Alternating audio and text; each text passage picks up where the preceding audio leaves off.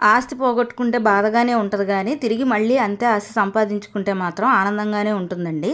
మేము అమ్మేసిన ఒక స్థలంలో ఇలాంటి అపార్ట్మెంట్స్ అయితే కట్టారు. అందులో అపార్ట్మెంట్స్‌లో మా అత్తగారి ఫ్రెండ్ వాళ్ళ తమ్ముడు, మా అత్తగారికి కూడా తెలిసిన అతనే. ఆయన అపార్ట్మెంట్ కొనుక్కుంటే గృహప్రవేశానికైతే మేము వెళ్ళాము. అక్కడ ఈ అపార్ట్మెంట్స్ అయితే చూసి నేను ఆశ్చర్యపోతుంటే మా అత్తగారు చెప్పారు. ఇది మా పెళ్లి కాకముందు మా మామగారు కొన్న ప్రాపర్టీ అంట.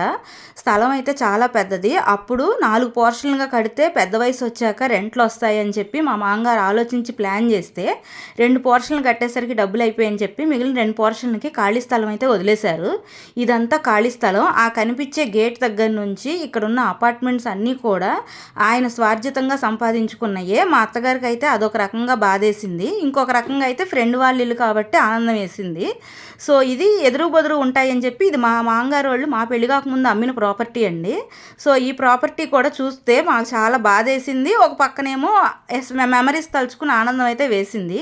ఇక్కడ బోర్డు మీద అంజని గారి నిలయం అని మా అత్తగారి పేరుతో ఉండేది. కానీ ఇప్పుడు కొనుక్కున్న వాళ్ళైతే పేరు మార్చేశారు. ఇది పక్కన క్లోజ్ ఫ్రెండ్ అంట. 20 ఏళ్ళు ఫ్రెండ్షిప్ చేసిన మా అత్తగారి ఫ్రెండ్స్ వాళ్ళు కలిసిమెలిసి ఇల్లు కొనుక్కున్నారు.